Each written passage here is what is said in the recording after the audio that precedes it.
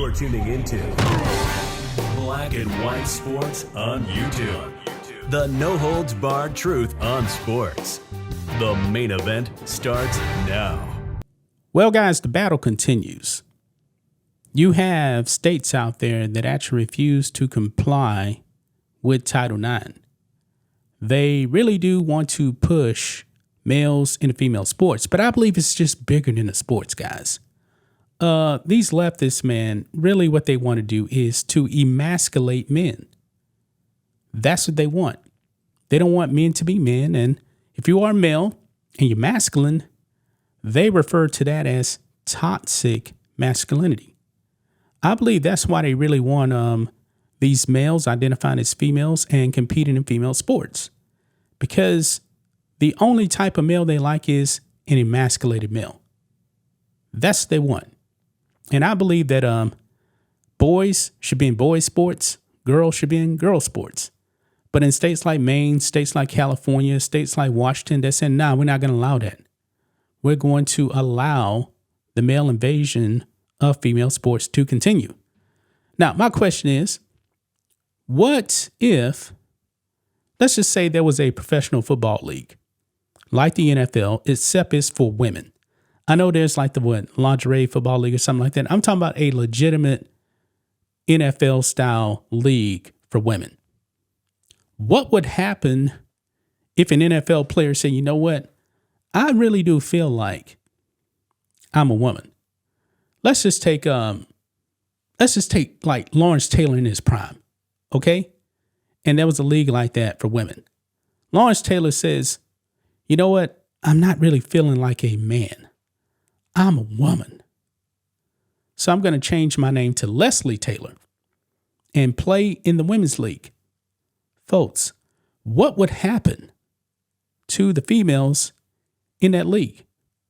They would get crushed.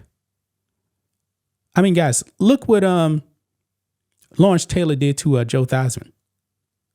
Joe Theismann suffered one of the most horrific injuries in NFL history. It was so bad, guys, that Lawrence Taylor was actually calling for the cart to come out. It was that bad. But these Democrats today, man, they really want these males to continue to be in female sports. And if this keeps up, guys, it's going to end badly. I believe, folks, eventually a girl or a woman is going to get killed, especially in these very physical sports. Like in boxing, it's happening in boxing, folks.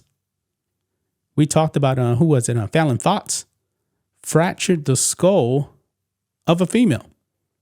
Fallon Fox, born a male, and that woman said she had never been hit that hard. Fractured her skull. Now, since we were actually talking about the NFL, we actually have a Green Bay Packers great, former Green Bay Packers great, has come out and weighed in on the trans invasion that's been going on in sports. Donald Driver, Super Bowl champion, spent his whole entire career with the Packers, four-time Pro Bowler, Super Bowl champ. I believe he's a Hall of Very Good player. I wouldn't say Hall of Fame, but he was very good. Multiple 1,000-yard receiving seasons. I believe he had like 5 or so, if I'm not mistaken. Well, he actually was talking to Fox News, and he weighed in on the trans issue in sports. And the trans people are not going to be happy with what he actually had to say. So let's get into it, guys. Right over here. Super Bowl champ Donald Driver shares his stance on trans athletes and girls, women's sports. Yeah. They're not going to like what he says. So let's go ahead and play this small clip right here, because he's going to invoke God into this. Let's play it. Here we go. No, I'll say this, right? I think, God made you how he made you, right? And I think at the end of the day, if he made you a male, then you compete in male sports. He made you a female, you compete in female sports. I think because at the end of the day, you can't compete at that level. I mean, girls sometimes are faster than guys. Guys are sometimes faster than girls, right? Sometimes guys are stronger, sometimes girls are not. So I think at the end of the day, that's how God made you. So you have to compete in the sport that God made you in, right? And so that's where I see fit in that, knowing that I have girls and boys, right? And so you have to be very open-minded to the situation, but you also have to understand that you have to be very transparent, right? In the conversation. For me, I think if God made you a certain way, then that's the sport you can. Yeah. So you guys heard that right there. Now, I would definitely say that you should not be open-minded. Do not be open-minded, because if you're open-minded, that opens up a whole can of worms right there for more males to actually invade female sports. But he said it, man. God made you a male, then you play male sports. If he made you a female, you're playing female sports. Now, I believe the primary people, I'm talking about the non-politicians, the people that really are saying we need males and female sports, transgenders, they don't have any kids. You notice that, right? The primary components or proponents of males and female sports, they don't have any kids. Your Megan Rapinos and what was this other lady we talked about? Nikki Hiltz, who is a woman that actually competes against women, but she's non-binary and trans, she says, even though she's actually a woman. I don't know how that actually works. Yeah, but those are the main people that support the trans invasion in women's sports. Now, the politicians, that's a different story right there. They're just going to fall in line whether they actually have kids or not. But in the general population, the ones that are actually pushing this, they don't have any kids. Yeah. I'm willing to bet, though, if one of these politicians, though, that said, nah, we need to let the trans invasion continue.